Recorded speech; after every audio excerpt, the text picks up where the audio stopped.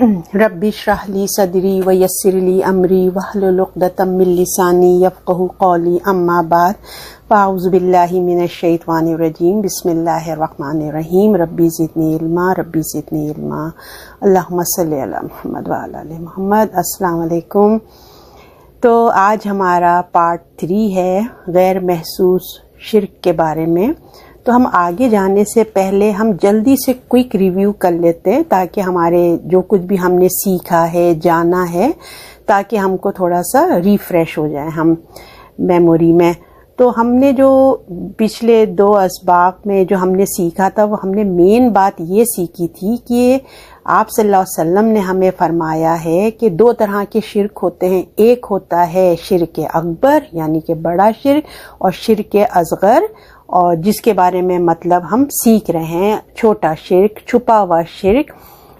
جس کے بارے میں ہم جان رہے ہیں، سیکھ رہے ہیں۔ تو اس کے بارے میں آپ صلی اللہ علیہ وسلم نے فرمایا کہ جو چھپا ہوا شرک ہے، جو خفی شرک ہے، وہ ہے ریاکاری۔ اور یہ ریاکاری کیا چیز ہوتی ہے؟ ریاکاری دل کا عمل ہے، نیت کا عمل ہے کہ اندر سے جو آپ کی انٹینشن ہوگی، اوپر سے وہ انسان دھوکہ کھا سکتا ہے مگر اللہ دل کے اعمال جانتا ہے، اور اللہ کے سوا جو بھی کوئی کام ہوگا وہ ریا میں چلا جائے گا۔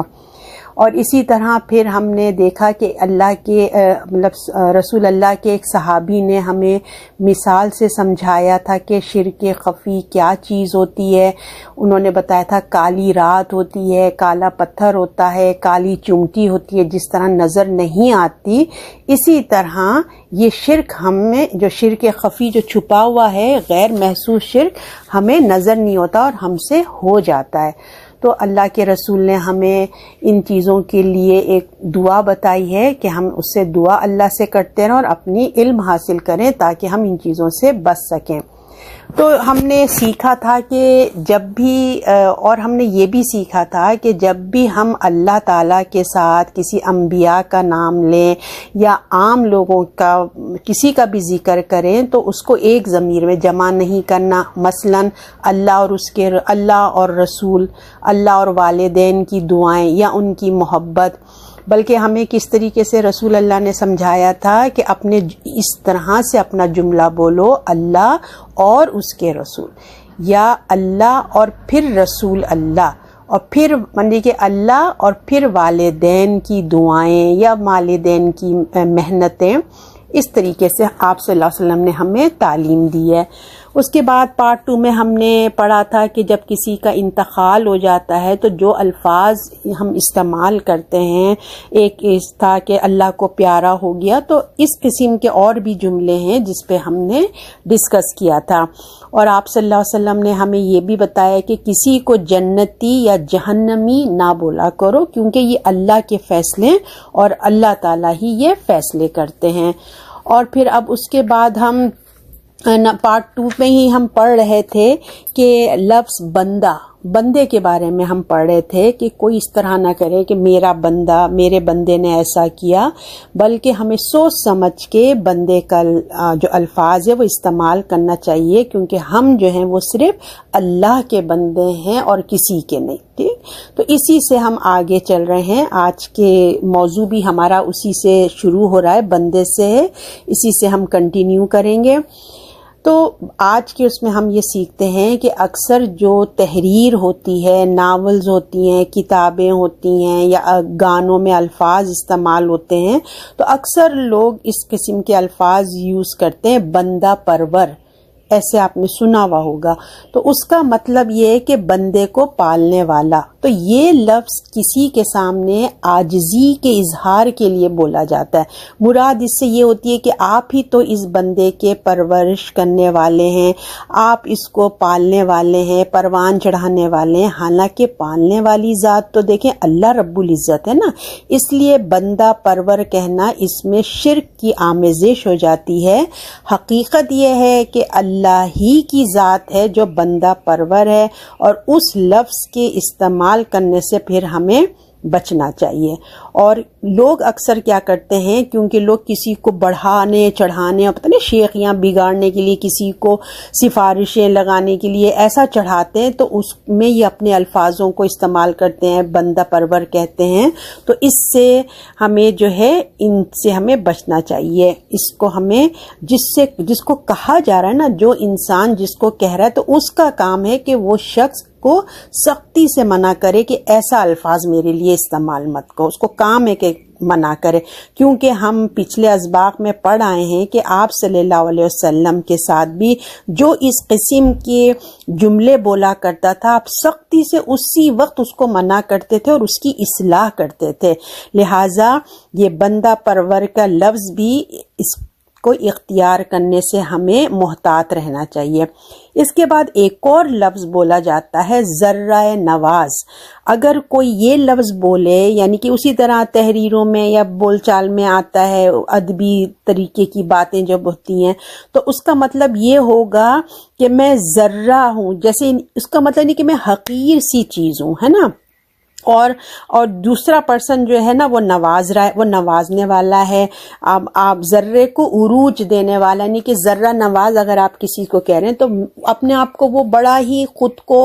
انسان جو اپنے آپ کو اتنا عاجز ظاہر کر رہا ہے، اور یہ ٹھیک نہیں ہے۔ اور دوسرے کو وہ کہہ رہا ہے کہ جیسے وہ نوازنے والا ہے، یہ چیز اللہ کے رسول نے ہمیں منع کی ہے۔ یہ حق صرف کس کا ہے؟ اللہ کا ہے۔ اسی کے سامنے انسان کو، اللہ کے بندوں کو عاجزی کرنا ہے۔ عاجزی کی انتہا بھی جو ہے وہ ہمیں اپنے اللہ کے سامنے کرنا ہے۔ ہم جتنی بھی عاجزی اپنے اللہ کے سامنے کریں گے اتنا ہی ہمارے لیے اچھا ہے، اور اسی کا حق ہے،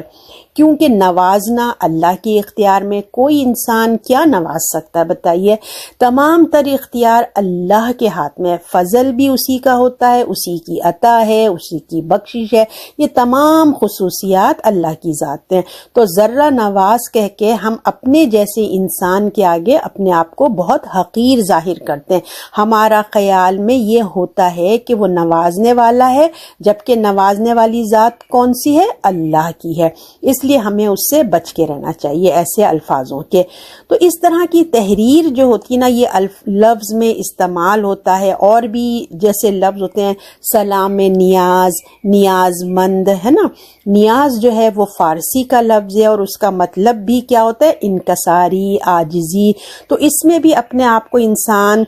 دوسرے کے سامنے عاجز بنا رہا ہوتا ہے، عاجز کہہ رہا ہوتا ہے۔ اس جس کو ہم سلام پیش کر رہے ہیں، جیسے نا سلام نیاز، یعنی کہ ہم اس کو سلام کہہ رہے ہیں، اس کا بہتر ہونے کا اظہار کر رہے ہیں، برتر ہونے کا اظہار کر رہے ہیں۔ لہٰذا سلام نیاز کے الفاظ سے بھی ہمیں احتیاط کرنا چاہیے۔ سب سے بہترین دیکھیں جو سلام کا طریقہ ہے، وہ ہمیں ہمارے اسلام نے، ہمارے دین نے ہمیں سکھایا ہے۔ کوئی کتنا بڑا ہو، کتنا چھوٹا ہو، آپ صلی اللہ علیہ وسلم صحابہ کرام کے درمیان رہا کرتے تھے۔ ہر چھوٹے بڑے کیا کرتے ہیں، ہمیں ہمارے رسول نے کیا سکھایا؟ السلام علیکم بولا کرو، السلام علیکم رحمت اللہ بول دیا کریں۔ اور آپ کو بہتر بنانا ہے تو برکت بھی اس میں شامل کر دیجئے، اور اس کا جواب بھی ہمیں آپ کے رسول نے بتایا ہے، کہا کرو کوئی تمہیں جب سلام کرے تو اس کا جواب اس سے بہتر دیا کرو، وعلیکم السلام رحمت اللہ۔ لہٰذا اس سلام کے ساتھ کچھ اور جوڑ لینے سے اپنے پاس سے، یعنی کہ اسلام نے تو ہمیں طریقہ سلام کا اس طریقے سے سکھایا، اور ہم اپنے پاس سے جوڑ کر سلام نیاز، نیاز سلام، جو بھی اس قسم کے الفاظوں کو ہم یہ سمجھتے ہیں اپنے پاس سے کہ ہم بہت ادبی گفتگو کر رہے ہیں، ہم بہت ادب نواز لوگ ہیں، یا ہماری تحریر کو خوبصورت بنا رہی ہے۔ آپ نے دیکھو ناولوں میں، تحریروں میں اکثر ایسے الفاظ ہوتے ہیں، تو ہم سمجھتے ہیں کہ ہماری تحریروں میں بڑی خوبصورتی آ رہی ہے ایسے الفاظوں کے استعمال سے۔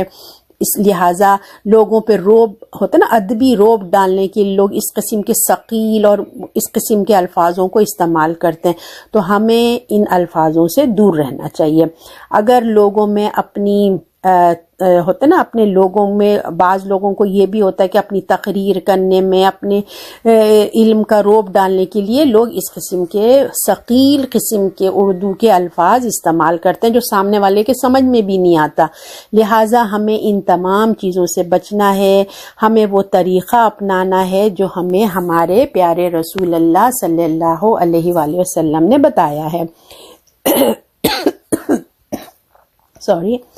اب ایک اور جملہ ہے جو ہماری زندگی میں، ہماری روزمرہ کی زندگی میں، بول چال میں ہم بہت بولتے ہیں. مثلا اگر میں ایسا کرتی تو ایسا نہ ہوتا. یہ جملہ تو آپ صلی اللہ علیہ وسلم کا حدیث کا مفہوم ہے کہ آپ صلی اللہ علیہ وسلم نے فرمایا جو چیز تمہارے لیے فائدہ مند ہو اس کے لیے اپنے اندر کوشش کرو، شوق پیدا کرو، اس کو حاصل کرنے کے لیے کوشش کرو، حاصل کرنے کے لیے کوشش کرو. جو دنیاوی اور یا دینوی حساب سے حلال ہو، جائز ہو، فائدہ مند ہو، اس کو حاصل کرنے کے لیے تم اپنی پورا ایفرٹ لگاؤ، اللہ سے دعا کرو. ٹھیک ہے. کوئی جیسے فار ایگزامپل کوئی ہنر ہے سیکھنا چاہتا ہے، کوئی علم سیکھنا چاہتا ہے، جو بھی آپ کے فائدے مند کے لیے چیز ہے، تو اللہ کے رسول نے کہا ہے کہ کوشش کرو، شوق رکھو، اللہ سے مدد طلب کرو. یعنی کہ یہ نہ کہو کہ میں یہ نہ کرتی تو ایسا نہ ہوتا. جو ہم کہتے ہیں نا، یہ مت کہو کہ نہیں کر سکتی. لوگ کہتے ہیں کہ بڑی سستی کاہلی دکھاتے ہیں کہ میں نہیں کر سکتی، یہ تو مجھ سے نہیں ہو سکتا، میں تو بہت کمزور ہوں، بہت نالائق ہوں، مجھے تو اس عمر میں یاد ہی نہیں رہتا ہے نا. تو اپنے آپ کو انسان اتنا عاجز، بے وقوف اور اتنا نالائق نہیں بنائے. اس طریقے سے ہمیں نہیں کرنا چاہیے، بلکہ کیا کرنا چاہیے، اپنے اندر جرت، ہمت رکھنا چاہیے، اپنے لیے خیر حاصل کرنے کی کوشش کرنا چاہیے. مطلب انسان کو موٹیویٹ ہونا چاہیے، اللہ پہ بھروسہ کر کے اپنی ہمتوں پہ انسان کو کوشش کرنا چاہیے. ہم کئی طریقوں سے اپنے آپ کو دیکھیں، آپ سنیں گے ہم بے بسی کا اظہار کرتے ہیں، اپنے فائدے کے کاموں کو ہم چھوڑ دیتے ہیں کہ ابھی تو میری عمر ہی بہت ہو گئی ہے، اب تو میرے ذہن ہی کمزور ہو گیا، مجھے تو یاد ہی نہیں رہتا، ہم ابھی تو پڑھنے بیٹھتی تو نیند ہی آ جاتی ہے، مجھے تو نیند ہی آ جاتی ہے، ہم سیکھ نہیں سکتے، ہمارے پاس وقت نہیں ہے، اس وقت ہم تھک جاتے ہیں. مطلب ہم اپنے آپ کو کم ہمت بنا کے ہم اتنا اپنے آپ کو ڈی موٹیویٹ کر لیتے ہیں کہ اپنے فائدے کے کاموں کو ہم چھوڑ دیتے ہیں نا. پھر یعنی کہ پھر آپ صلی اللہ علیہ وسلم نے ہمیں فرمایا ہے کہ تم نے اپنے آپ کو ہمت دلانی، اچھے کاموں کو آگے بڑھ کر تم نے کرنا ہے.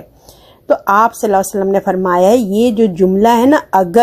اگر یعنی کہ تمہیں یا کوئی بھی مشکل پہنچے تو تم ایسا مت کہو اگر مگر، جو اس قسم کی باتیں ہوتی ہیں نا، اگر میں ایسے کر لیتا تو یوں ہو جاتا، یعنی بھلائی ہو جاتی یا برائی. اس قسم کے جو اگر مگر کاش کے الفاظ ہیں، اس سے ہمیں رسول اللہ صلی اللہ علیہ وسلم نے منع فرمایا. بلکہ ہمیں کیا تاکید کی، تم اپنی کوشش کرو، اپنا دعا کرو اور اللہ پہ توکل کرو، جو بھی ہوگا اچھا ہوگا. آپ صلی اللہ علیہ وسلم نے فرمایا کہ اللہ سے دیکھو، اگر کوئی چیز تم کرتے ہو ہے نا، اور اگر اچھا نہیں ہوتا تو اپنے آپ کو یہ کہو کہ اللہ نے جو مقدر کیا تھا، اس نے جو چاہا وہ ہو گیا. ٹھیک ہے. آپ نے کوشش کی، آپ نے اپنی دعائیں کی، ایفرٹ ڈالا، اگر نہیں ہوا تو کیا تھا، مقدر میں نہیں تھا، اللہ نے جیسا چاہا وہی ہوا. یہ نہیں سوچو اگر میں ایسا نہیں کرتی، کاش میں یہ نہیں کرتی، اپنے آپ کو تکلیف میں مت ڈالو. جس وقت ہمیں کوئی ایسی بات محسوس ہو نا کہ میں نے ایسا کیا، میں نے یہ بولا، ایسی حرکت کی، یہ عمل کیا جس کی وجہ سے ایسا ہو گیا، یعنی کہ کوئی آپ نے کام کیا اور اس میں نیگیٹو آ گیا، اپنے آپ کو پچھتاوا آ رہا ہے کہ کاش میں ایسا نہ کرتی، میں یہ عمل نہ کرتی، اس کی بجائے یہ کر لیتی، تو ہمیں مصیبت پہنچ گئی یا نقصان ہو گیا میرے اس ایکشن سے، میرے اس عمل سے، یا میری یہ کہنے سے جو ہے یہ سب ہیپنڈ ہو گیا، کاش میں نہ کرتی، اگر میں نہ کرتی، ہے نا، اگر یا کاش میں وہاں نہ جاتی، میں ایسا نہ کرتی تو ایسا نہ ہوتا. تو ایسے سوچنے کی بجائے ہمیں کہنا چاہیے جو اللہ اللہ نے مقدر کیا ہوا تھا، یعنی کام کا ہونا، تو وہ اللہ نے بس وہی ہوا، ٹھیک ہے، چاہے وہ کوئی نقصان ہو، پریشانی ہو، جو اللہ نے چاہا نا وہی ہوا، ٹھیک ہے۔ تو اسی لیے کاش اور اگر یہ شیطان کا لفظ ہے، یہ حسرت کا لفظ ہے، یہ شیطانی عمل کا دروازہ کھول دیتا ہے۔ اس سے ہمارے دل میں شیطان نا امیدی پیدا کرتا ہے، اللہ سے دوری پیدا کرتا ہے اور ہمیں ڈی موٹیویٹ کرتا ہے۔ اس لیے ہمیں کاش، اگر، مگر جیسے الفاظوں سے ہمیں بچنا چاہیے، کیونکہ یہ ایک حسرت اور پچھتاوے کا لفظ ہے۔ آپ دیکھیں گے یہ ایک پچھتاوا ہے اور حسرت کا اس میں اندر جھلکتا ہے، اور حسرت اور پچھتاوا ہمیں صرف کیا کرتا ہے، پریشان کرتا ہے، کیونکہ دیکھیے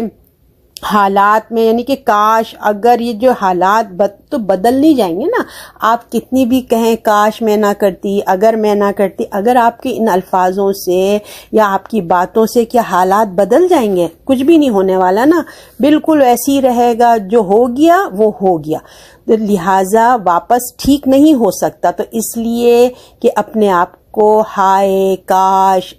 اگر، مگر، ایسا نہ کرتی، ویسا نہ کرتی، میں وہاں نہ جاتی، تو وغیرہ وغیرہ ایسی باتوں سے اپنے آپ کو اذیت مت دیں اور تکلیف میں اپنے آپ کو مت ڈالیں۔ یہ پچھتاوے، یہ حسرت کے جو اثرات ہوتے ہیں نا، انسان کے سائیکالوجی پہ، انسان کے صحت پہ، اس کے ذہن کے اوپر بہت برے اثرات ڈالتے ہیں، اس کا ذہنی سکون چھین لیتے ہیں، دل کو پریشان رکھتا ہے، اور پھر اس کو ڈپریشن ہونے لگتا ہے، اٹھتے بیٹھتے سوتے جاگتے اس کے دل کو بے چین کرتا ہے، اس کو ایک ہی خیال، وہ سو کے اٹھے گا ایک ہی خیال، وہ بیٹھے گا اس کو ایک ہی خیال، مطلب اس کا ذہن اتنا ڈسٹرب ہو جاتا ہے کہ وہ کوئی بہتری کا کام کرنے کے قابل نہیں ہوتا، اس کے عبادت میں دل نہیں لگ رہا ہوتا ہے، اتنا کوئی درس میں اس کو سننے کو دل نہیں چاہ رہا، کیونکہ دل اندر سے اداس ہو گیا نا، ہائے میں نے کیوں کر لیا، ہائے کاش نہ ہوتا، ہائے باہر نہ جاتا میں، آئے میں یوں نہ کرتی۔ تو یہ چیز انسان کو اتنا ڈسٹرب رکھتی کہ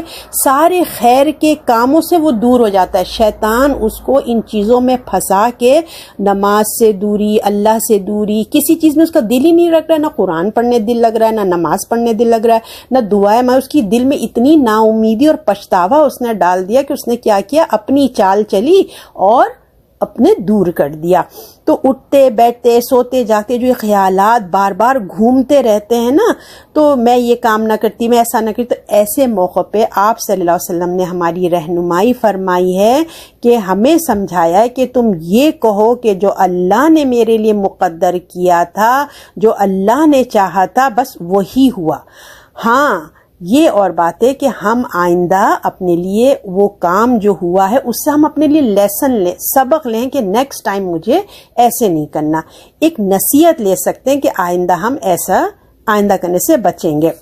اچھا دیکھیے، اگر کہنے سے اب کیا ہوتا ہے، اگر ہم یہ کہتے ہیں نا کہ اگر میں ایسا نہ کرتی، تو ایسے کیا ہے، اس میں کیوں رسول اللہ نے ہمیں منع کیا؟ اس سے نا ایسا محسوس ہوتا ہے کہ ہم دنیا کے سارے کام جو ہے نا ہماری تدبیر سے چل رہے ہیں، نعوذ باللہ، یعنی کہ ہماری عقل سے ہی سارے کام انجام دے رہے ہیں، ٹھیک ہوتے ہیں۔ اگر میری عقل نے میری تدبیر میں اس کام کو ٹھیک نہیں کیا یا ٹھیک نہیں سوچا، میری عقل تدبیر استعمال نہیں ہوئی، تو کیا ہوا، وہ کام خراب ہو گیا۔ یعنی کہ ہم ہیں جو ہر کام کو ٹھیک کرتے ہیں اور ہم ہی ہیں، ہماری عقل اتنی ہے، حالانکہ انسان کی عقل ایک ناقص ہی ہے نا، ہم نے جو بس ایسا گڑبڑ کر دیا اس لیے ایسا ہو گیا۔ تو اس لیے یہ سوچ انسان کو کیا کرتی ہے، خرابی کی طرف لے کے جاتی ہے، تکبر کی طرف لے کے جاتی ہے، کہ میں والی بات جو ہے نا وہ انسان کے اندر آ جاتی ہے۔ حالانکہ انسان کی عقل نہیں، بلکہ حکم تو دیکھیں اللہ ہی کا ہوتا ہے نا، اس لیے یہ سوچ ہمیں خرابی کی طرف لے جاتی۔ اس لیے آپ صلی اللہ علیہ وسلم نے بہت واضح نصیحت فرمائی، اگر مگر کاش ہائے،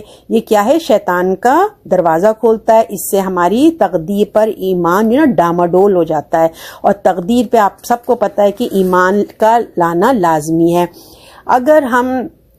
ایسا کچھ ہو جائے تو ہم کیا کر سکتے ہیں، یہی والی بات کہ ہم ہمارے رسول اللہ نے فرمایا ان للہ و انا الیہ راجعون پڑھو. جب کوئی تمہیں نقصان پہنچ جائے یا تمہارے زمانہ بھی گزر جائے, تمہیں وہ تکلیف محسوس ہو دل میں کہ تمہارے ساتھ کیا ہوا تھا, تو اس وقت بھی تم پڑھ لو, تمہیں اجر ملے گا. اور ہم پھر یہ جو ایک اور بات ہم ڈسکس کر کے آئے ہیں, ہم یہ جملہ بولیں جو اللہ نے میرے لیے مقدر کیا وہی ہوا, اور آئندہ کے لیے بھی پھر ہم نے کیا کرنا ہے, محتاط رہنا ہے, اپنے لیے نصیحت لینا ہے, کیونکہ جو ہو چکا وہ ہو چکا. ٹھیک ہے نا. اور ایک اور صورتحال یہ ہوتی ہے جب ہم پہ مصیبت یا پریشانی سے ہم بچ جاتے ہیں. ایک طرف تو نا کہ مصیبت آ گئی, اور ایک طرف ہے کہ مصیبت سے ہم بچ گئے. تو اس پریشانی کے بچنے پر بھی ہم بجائے ہم یہ کہیں کہ اللہ تیرا شکر ہے, تو نے ہمیں اس پریشانی سے بچا لیا, مگر ہم ایسے موقعوں پہ بھی کیا کرتے ہیں, ہم ایسے موقعوں پہ جو ہماری تدبیر ہم جو اختیار کرتے ہیں نا, جو ہمارے دماغ ہمیں بتاتا ہے, یا ہم جو سلوشن ہم اپنے آپ کو دیتے ہیں, جو سچویشن کو ہم سنبھالتے ہیں, تو ہم کیا کرتے ہیں, اپنی خوبی بیان کرنے لگتے ہیں. دیکھا اگر میں یہ کیمرہ گھر میں نہ لگواتی تو دیکھا چوری ہو جاتی, اگر میں یہ کتا نہیں ہوتا گھر میں تو دیکھا چوری ہوتی, ہم کتے کو اسی لیے تو پال رہے ہیں, یا ہم نے اسی لیے تو کیمرہ لگایا ہے. اگر میں ڈرائیو کر رہے ہیں, اگر میں دیکھا میں بریک نہ لگاتی نا اس وقت, رائٹ اوے میں اگر بریک نہ لگاتی تو بس ایکسیڈنٹ ہونا ہی ہونا تھا.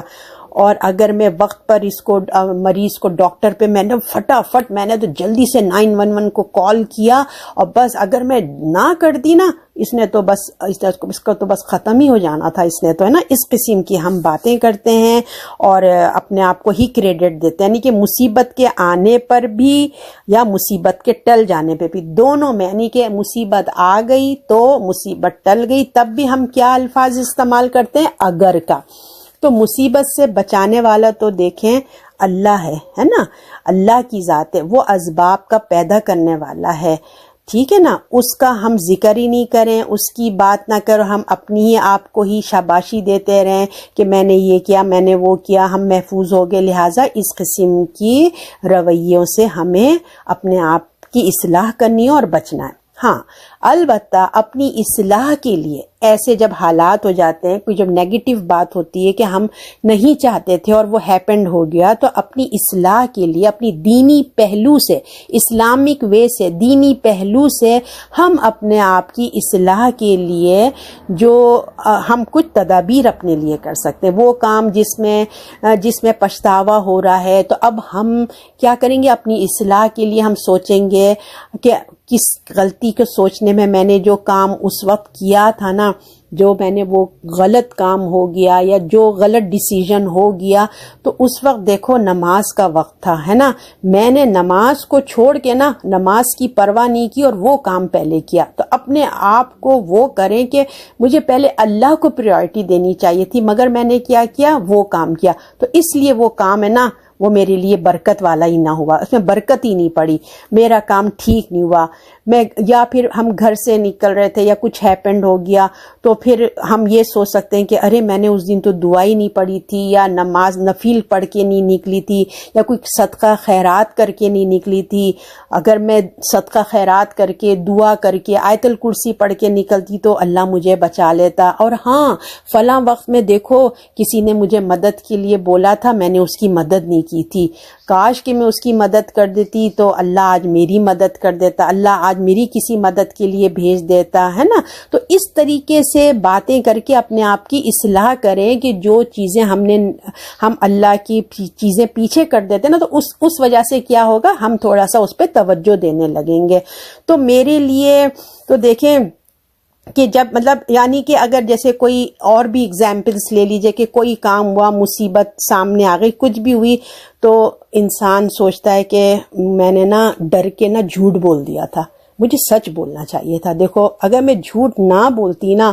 آپ کو پتہ ہے ایک جھوٹ کے لیے 100 جھوٹ بولنے پڑتے ہیں, اگر میں جھوٹ نہ بولتی میں اس ٹریپ میں نہ آتی, ہے نا, تو اس وقت سچ بولنا چاہیے تھا, تو میرے کام میں بھی برکت ہوتی اور میری عزت بھی رہتی لوگوں کے ساتھ. 4 لوگوں کے سامنے تو میں بے عزت بھی ہو گئی, لوگوں کے سامنے عزت بھی چلے گئی, اللہ کی بھی ناراضگی ہوگی, پریشانی بھی الگ آ گئی. تو اپنے آپ کو موٹیویٹ کریں کہ مجھے سچ بولنا چاہیے. تو اس طرح دینی انداز میں اپنے آپ کو دینی عمل سے کرنے سے جو نقصان ہو گیا ہے, ہم اس اپنے انداز سے اپنے بات کر سکتے ہیں, اپنی اصلاح کر سکتے ہیں, ٹھیک ہے. مگر مصیبت آنے پہ یا مصیبت پہنچنے پہ جانے پہ ہم کسی دنیاوی بھی سبب کو بیان کرتے ہوئے اس پر ہم بھروسہ کر لیں, یہ ٹھیک نہیں ہے, ٹھیک ہے. کسی دنیاوی چیزوں پہ مصیبتوں سے بچانے والی ذات تو دیکھیں صرف اللہ ہے نا, کیونکہ کوئی چیز نہیں بچاتی سوائے اللہ کے حکم کے. اللہ کا حکم ہوتا ہے تو ہم بچتے ہیں. تو ہم یہ نہ سمجھیں کہ فلاں چیز کی وجہ سے ہم بچ گئے. جیسے میں نے آپ سے کہا کیمرہ لگایا تو چوری نہیں ہوئی, کتا تھا تو چوری نہیں ہوئی, بریک لگا دیا تو بچانے والے کی پیچھے ذات کون ہے, وہ اللہ ہے. اگر مصیبت پہنچ گئی ہے تو وہ بھی اللہ کے حکم سے ہوئی ہے. بے شک دیکھیں ہم اس میں ہماری غلطیاں بھی ہوتی ہیں. جب کوئی مصیبت آتی ہے یا پریشانیاں آتی ہے تو آف کورس ہمارا ہی اپنا کچھ نہ کچھ گناہ ہوتے ہیں, ہماری غلطیاں ہوتی ہیں, ہماری خرابیاں ہوتی ہیں, ڈیسیژن میک ہم صحیح نہیں کرتے, صحیح ٹائم پہ ہمارے صحیح فیصلے نہیں ہوتے, بہت سارے پیچھے اس پہ کاز ہوتے ہیں. لیکن اگر ہم سب کچھ اچھا سوچ سمجھ کے پلاننگ سے بھی کرتے ہیں اور اگر اس میں کوئی خرابی ہوتی ہے تو دیکھیں اینڈ میں تو حکم اللہ ہی کا چلتا ہے نا, کتنے بھی آپ ڈیسیژن لے لیں, اینڈ میں تقدیر کا فیصلہ ہی آنا ہوتا ہے کہ جو اللہ نے سوچ کے یا جو بھی اللہ چاہتے ہیں کسی چیز کے پہنچنے یا نہ پہنچنے میں, ٹھیک ہے. تو اب جو ہے نیکسٹ اب دوسری چیز ہم اس میں یہ دیکھتے ہیں کہ دعا کے طریقہ بتایا ہمیں نا. نیکسٹ ہے کہ اللہ سے دعا کس طرح کی جائے. اس میں ایسے الفاظ بولنا, اگر چاہے تو اللہ مجھے دے دے, اگر تو چاہے مجھے بخش دے, اگر تو چاہے میری دعا قبول کر دے, اس قسم سے کہ اگر آپ چاہیں تو بخش دیں, چاہیں تو دے دیں, چاہیں نہ دیں, رحم کر دیں. اس طریقے سے دعا کرنے کے لیے آپ صلی اللہ علیہ وسلم نے ہمیں منع فرمایا ہے. آپ صلی اللہ علیہ وسلم کی حدیث کا مفہوم ہے کہ آپ صلی اللہ علیہ وسلم نے فرمایا کہ تم میں سے کوئی ایسا نہ کہے اللہ اگر تو چاہے تو مجھے بخش دے, اگر تو چاہے تو میرے اوپر رحم فرمائے. ایسا انداز اللہ سبحان سے عرض کرتے ہوئے دعا کرتے ہوئے نہیں کرنا چاہیے. یہ بخاری کی حدیثیں جو میں آپ کو سنا رہی ہوں, بلکہ آپ نے فرمایا کہ اللہ سے بڑے اعتماد سے پختگی سے سوال کیا کرو, پورے عزم کے ساتھ سوال اللہ سے مانگو. تم جو مانگنا ہے تم اللہ سے پورے کانفیڈنس کے ساتھ مانگو, اس لیے کہ اللہ تعالیٰ کو کوئی مجبور نہیں کر سکتا, کوئی اللہ پہ دباؤ نہیں ڈال سکتا. تم نے اللہ کی اس طرح سے جب تم مانگ رہے ہو کہ اللہ آپ چاہیں تو دیں, چاہیں رحم کر دیں, چاہیں, تو تم نے اللہ کی جو رحمت ہے نا اس کو محدود کر دیا. اللہ کے سامنے کوئی بھی چیز بڑی نہیں ہوتی ہے, کوئی چیز ناممکن نہیں ہوتی ہے. وہ اللہ ہر کام پہ غالب, حکمت والا غالب ہے. وہ ایسا کہنا اللہ تو چاہے مجھے بخش دے, تو چاہے مجھے پر رحم فرمائے, آپ صلی اللہ علیہ وسلم نے ایسے جملے کہنے سے یا ایسی دعا کرنے سے ہمیں منع فرمایا ہے. کیوں منع کیا ہے آپ صلی اللہ علیہ وسلم نے؟ اس لیے کیونکہ مانگنے والے کے جب وہ اس طرح مانگتا ہے نا تو اس کے دل جو نا ڈاماڈول ہو رہا ہے, اس کے دل میں شک ہے کہ جس سے میں مانگ رہا ہوں وہ دے بھی سکتا ہے کہ نہیں, یا دینے کے اوپر کنٹرول ہے اس کا کہ نہیں, دینے والے کے پاس دینے کے لیے کچھ ہے کہ نہیں ہے, یا دینے والا اپنی مرضی سے کچھ دے سکتا ہے کہ نہیں, وہ اپنے فضل و کرم پر اپنا پورا اختیار پورا کنٹرول رکھتا بھی ہے کہ نہیں. تو اس جملوں سے اس طرح کے جو اظہار ہوتے ہیں نا اس سے اللہ تعالیٰ کی وسیع رحمت کی جو شان ہے نا اس کے وہ خلاف ہے. اس لیے ہمارے پیارے رسول نے یہ انداز جو ہے ہمیں منع کیا. اس لیے ہمیں بولا کہ جو بھی کام کرنا ہے, جو تمہاری خواہش ہے, جو تمہارا جذبہ ہے, تمہارے من پسند چیز ہے, حلال ہے, جائز ہے, اس کو پورے اعتماد سے اللہ سے مانگو, ٹھیک ہے نا. مانگو, سستی, کاہلی, میں نہیں کر سکتی, یہ نہیں ہو سکتا, یہ سب تم اپنے آپ کو انڈر اسٹیمیٹ نہ کرو. کانفیڈنس سے اللہ سے مانگو, پھر اللہ پہ توکل کرو. اچھا ہو گیا وہ بھی اچھا, نہیں ہوا وہ بھی اچھا, ٹھیک ہے. اب دوسری چیز آپ دیکھیے کہ استخارہ، اب لوگ کہیں گے کہ استخارے میں بھی ایسا ہی ہوتا ہے، وہ الگ چیز ہے۔ دیکھیں ہم اس میں اللہ تعالیٰ سے دعا کرتے ہیں کہ اللہ یہ بات، یہ چیز، یہ اگر میرے حق میں بہتر ہے تو آپ مجھے عطا فرما دیں، ہے نا، کیونکہ آپ جانتے ہیں میں نہیں جانتی۔ اللہ رب العزت آپ کے ہاتھ میں تمام اختیارات ہیں، اگر اللہ میرے حق میں یہ بہتر ہے تو مجھے عطا کر، اگر مجھ سے بہتر نہیں ہے تو مجھ سے دور کر دے۔ اس میں یہ بات نہیں ہے کہ اگر اللہ آپ چاہیں تو رحم فرمائیں، آپ چاہیں تو عطا کریں، آپ چاہیں تو مجھے بخش دیں، نہیں، ایسا انداز نہیں ہے۔ تو آپ صلی اللہ علیہ وسلم نے ہی اپنی امت کو استخارے کا طریقہ بتایا ہے۔ ہم دونوں باتیں حدیث کی روح سے سیکھ رہے ہیں، یہ بات یاد رکھیں۔ وہ جو دعا کا انداز تھا وہ بھی ہمارے پیارے رسول اللہ نے بتایا، استخارے کا بھی طریقہ جو ہے وہ بھی ہمیں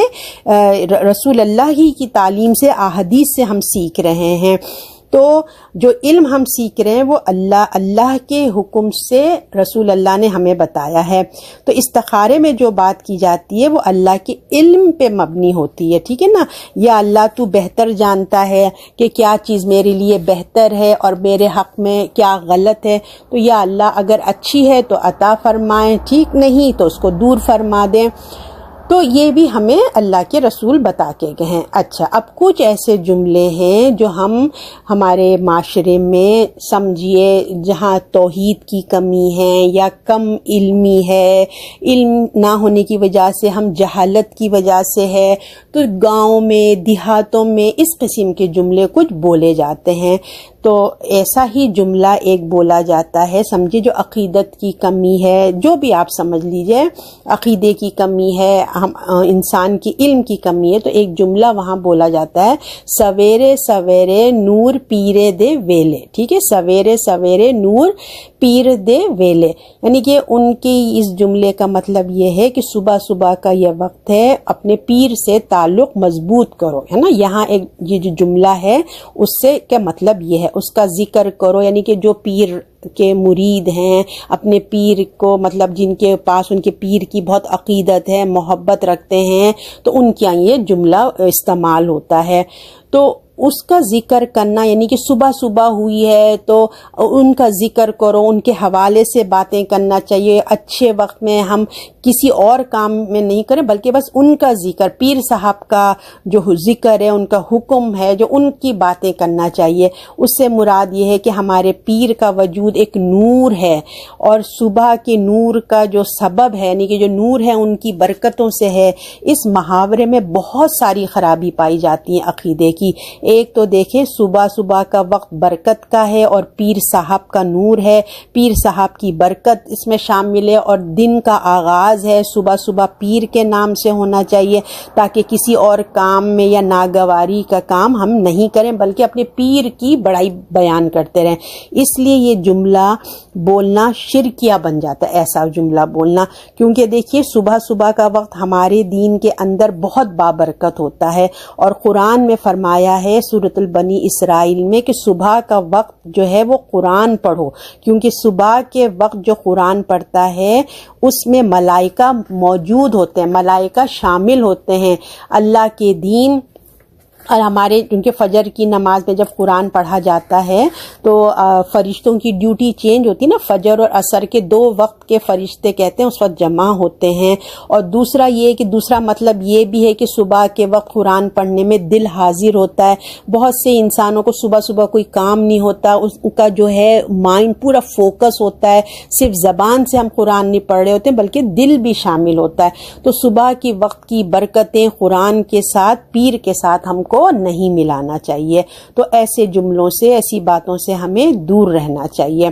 اب اور بھی ایسے باتیں ہیں، دیکھیں ہم ایسی بات کر سکتے ہیں، اب اس کی اصلاح، ایسی باتیں کرنا چاہیے، ایسے جملے کہنا چاہیے کہ ہم بول سکتے ہیں کہ صبح نماز کا وقت ہے، عبادت کا وقت ہے، اذان کا وقت ہے، تم دوسرے وقتوں میں وقت ضائع مت کرو، عبادت کرو، نماز پڑھو، ہے نا۔ اس قسم کے جملے ہم بول سکتے ہیں، کیونکہ ہم صبح کے وقت کو ہم کس سے کنیکٹ کر رہے ہیں، پیر سے نہیں کنیکٹ کر رہے ہیں، بلکہ اللہ سے ہم کنیکٹ کر رہے ہیں، اللہ کے حکم کے ساتھ جوڑ رہے ہیں، کیونکہ صبح بھی تو اللہ ہی نے کی ہے نا، اور صبح کا وقت بھی اللہ ہی لایا ہے، تو اللہ ہی کے نام سے ہم شروع کرتے ہیں۔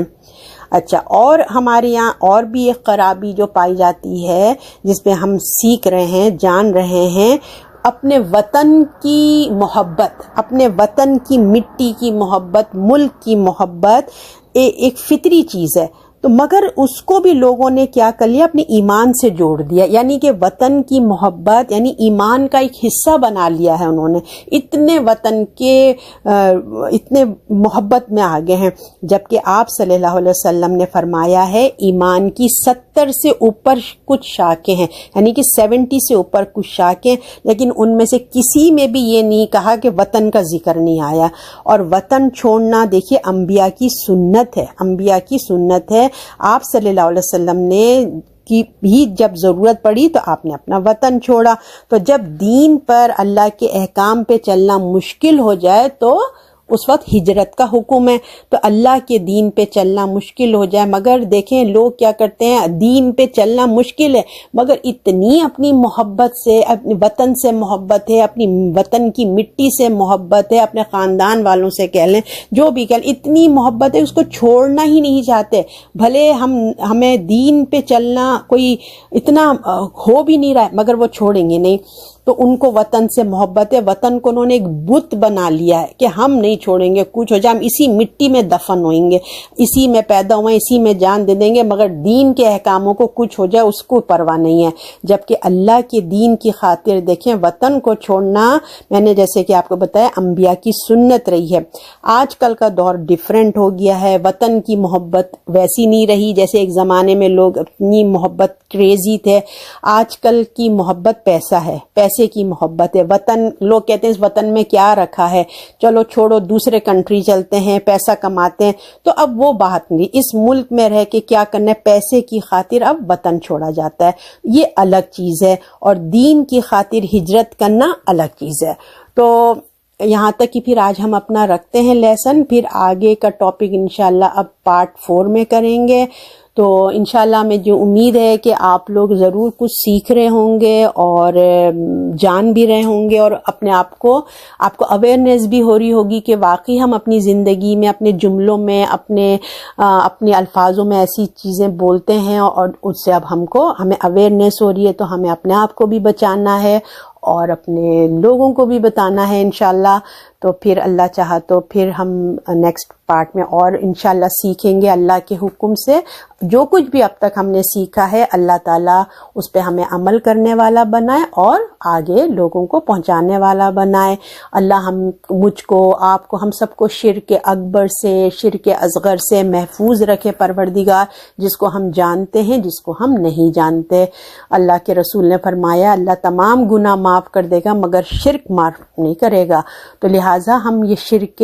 جو اصغر ہے، چھوٹا سک، اس کو معمولی نہ سمجھیں، یہ منا منا منا اگر ہم اس کو اگنور کرتے رہیں گے نا، بڑا ہو کے ہمارے لیے مصیبت نہ بن جائے، تو لہٰذا آج ہی سے اپنی اصلاح کریں، دعا کریں اور اللہ سے مدد مانگیں، رسول اللہ نے جو ہمیں دعا بتائی ہے وہ یاد کر لیں اور اپنی اصلاح کریں۔ اللہ تعالی ہم سب کی اپنی حفاظت کریں، ہمارے ایمان کی اور ایمان کے ساتھ موت